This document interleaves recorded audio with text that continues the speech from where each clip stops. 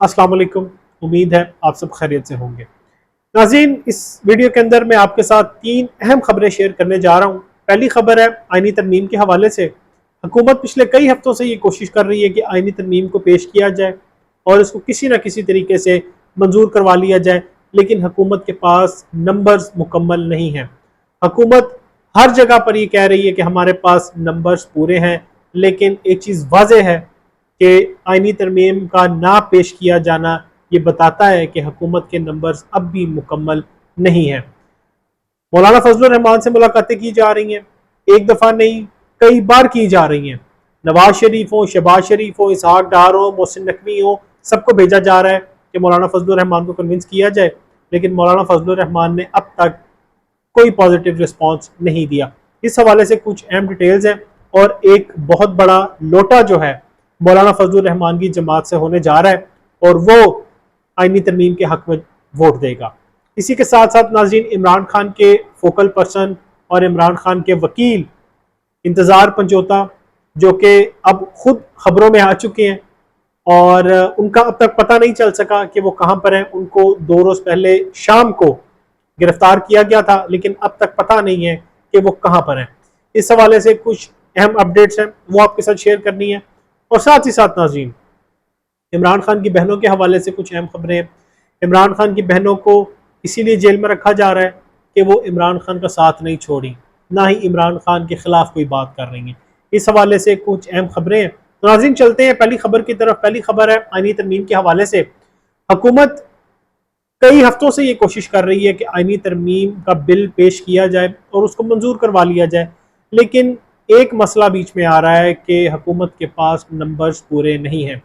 हुकूमत ये कई बार कह चुकी है कि हमारे नंबर्स पूरे हैं और कई टाउट सहाफ़ी जो उनके हैं उनको छोड़ा जाता है और उनके थ्रू पैगाम दिया जाता है कि नंबर्स पूरे हैं, लेकिन हकीकत ये है कि हुकूमत के नंबर्स पूरे नहीं हैं। इसी वजह से मौलाना फजलुर रहमान से कभी नवाज शरीफ मुलाकात करते हैं, कभी शहबाज शरीफ मुलाकात करते हैं, कभी मोहसिन नकवी को भेजा जाता है, कभी इसहाक डार को भेजा जाता है, कभी बिलावल को भेजा जाता है, कभी शीरी रहमान को भेजा जाता है। तो ये इस चीज़ को वाज़ेह करता है कि हुकूमत के पास नंबर्स पूरे नहीं हैं। तो हुकूमत ने इसका एक सद्देबाब निकाला है। सद्देबाब ये है कि इलेक्शन कमीशन को फोर्स किया जाए कि वो मखसूस रिश्ते जो कि इनकी हैं ही नहीं, वो तहरीक इंसाफ की हैं, वो हुकूमत को अलॉट कर दी जाए। इसी सिलसिले में सरदार रियाज सादिक ने 2 खतूत इलेक्शन कमीशन को लिखे हैं और उनको कहा है कि इलेक्शन एक्ट में तरमीम के बाद जो नशिस्तें हैं वो हुकूमत को दे दी जाएं, लेकिन याद रहे सुप्रीम कोर्ट ऑफ पाकिस्तान के वजाहती ख़त के अंदर ये वाज़ेह लिखा है कि मखसूस नशिस्तें तहरीक इंसाफ की हैं और ये उन्हीं को अलॉट की जाएंगी। इस फैसले को कोई भी इलेक्शन एक्ट अफेक्ट नहीं कर सकता, कोई भी इलेक्शन एक्ट इस फैसले के ऊपर असरअंदाज नहीं हो सकता, लेकिन इसके बावजूद अब तक तहरीक इंसाफ को नशिस्तें नहीं दी गई।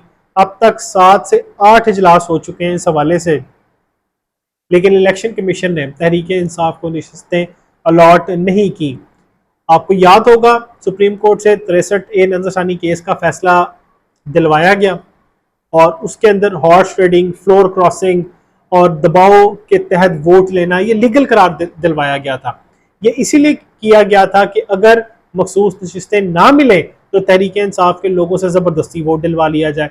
तो अब तहरीक इंसाफ ने अपने तमाम लोगों को सेव कर लिया है, तमाम लोगों को छुपने का हुक्म दे दिया है कि आईनी तरमीम तक तहरीक इंसाफ का कोई MNA ना तो किसी एहतजाज में शिरकत करेगा, ना किसी रैली में शिरकत करेगा और ना ही बिला वजह बाहर नजर आएगा, क्योंकि जाहिर है ये खतरा है कि हुकूमत कोई कार्रवाई डाल सकती है। आप देख रहे हैं पंजाब के अंदर जो कुछ तहरीक इंसाफ के साथ हो रहा है, तहरीक इंसाफ के लोगों को गिरफ्तार किया जा रहा है, खुलेआम गिरफ्तार किया जा रहा है, लेकिन वजीर आला जो हैं वो खामोश हैं, क्योंकि जाहिर है उनके पास तो कोई अथॉरिटी नहीं है और वो वजीर आला जिस तरह बनी है वो सब कुछ भी आपके सामने है। तो बहरहाल ये इस वक्त आईनी तरमीम के लिए किया जा रहा है। आईनी तरमीम के लिए 2 चीज़ें ज़रूरी हैं, या तो election commission out of the way जाकर नशिस्तें हुकूमत को दे दे, जो कि पॉसिबल है, लेकिन अगर हम देखें कि सुप्रीम कोर्ट का फैसला है तो शायद ऐसा वो ना करे, क्योंकि तौहीन अदालत होगी और इसके जो कॉन्सिक्वेंसेस हैं وہ حکومت کو اور الیکشن کمیشن کو بھگتنا پڑیں گے۔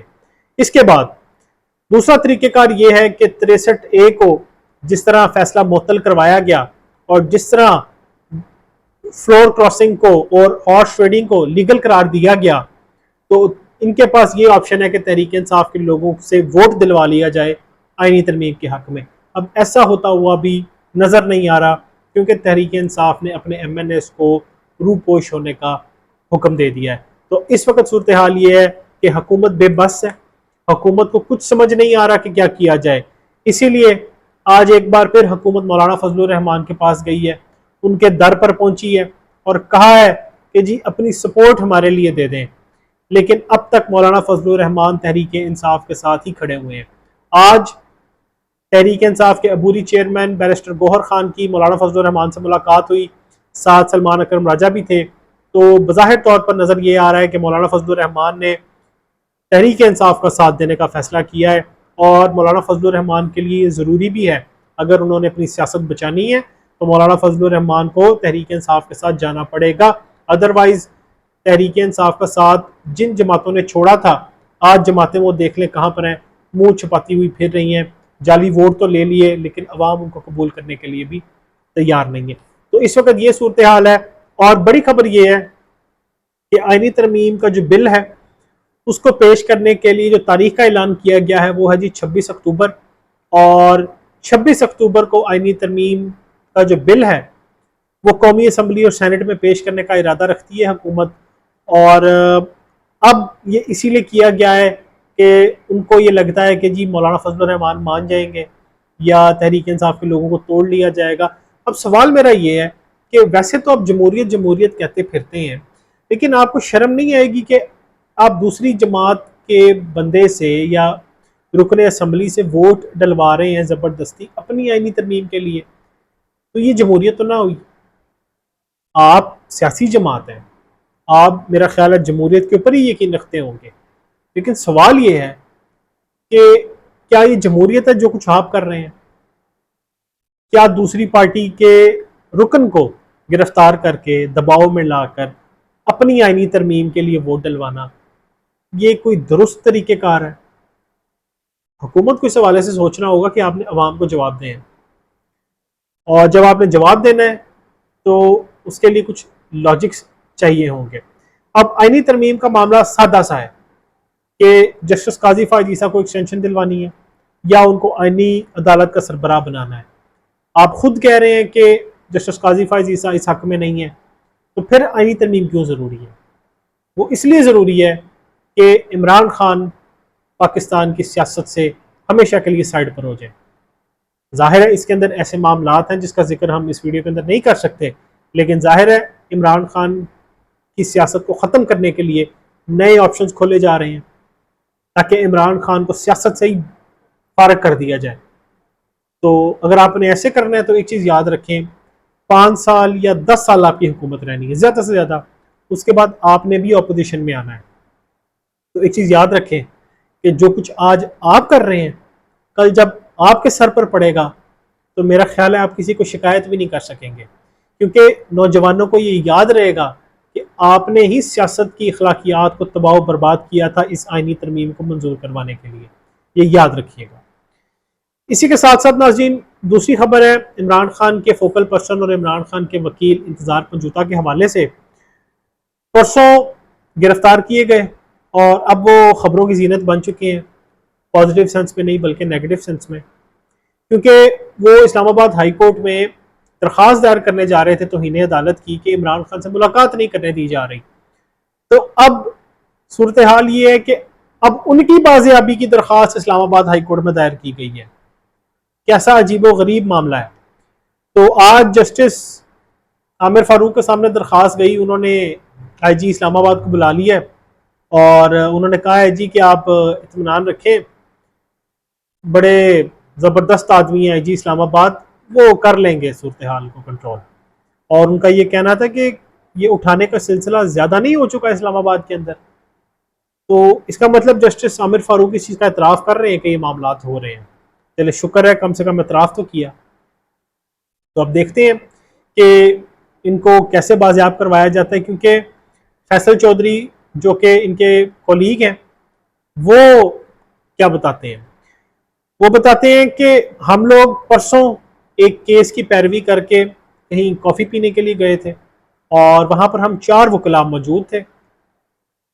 جب ہم وہاں سے نکلے میرے ساتھ ایک اور وکیل تھے، یعنی فیصل چودھری کا کہنا تھا میرے ساتھ ایک اور وکیل تھے، ہم دونوں ایک گاڑی میں چلے گئے اور انتظار پنجوتا اپنی گاڑی میں چلے گئے اور ایک اور وکیل تھے وہ اپنے طور پر چلے گئے، جس کے بعد نہیں پتہ چل سکا کہ انتظار پنجوتا کہاں گئے کیونکہ ان کا رابطہ نہیں ہو سکا. اور فیصل چودھری کہتے ہیں کہ ان سے رابطہ کرنے کی کوشش کی لیکن 4:15 بجے کے بعد، شام 4:15 بجے کے بعد اب تک ان سے رابطہ نہیں ہو سکا، جس کا یہی مطلب ہے کہ ان کو گرفتار کر لیا گیا. نعیم پنجوتا جو کہ ان کے بھائی ہیں انہوں نے واضح طور پر کہا ہے کہ میرے بھائی کو اٹھایا گیا ہے، اور کیونکہ وہ عمران خان کے وکیل ہیں، عمران خان کے فوکل پرسن ہیں، کافی ایکٹیو بھی ہیں عمران خان کے کیسز کے حوالے سے، تو اسی لیے ناظرین کرام ان کی اس وقت بازیابی کی جو درخواست ہے وہ اسلام آباد ہائی کورٹ میں دائر کر دی گئی ہے. اسی کے ساتھ ساتھ ناظرین عمران خان کی بہنوں کے حوالے سے بھی کچھ اہم خبریں ہیں.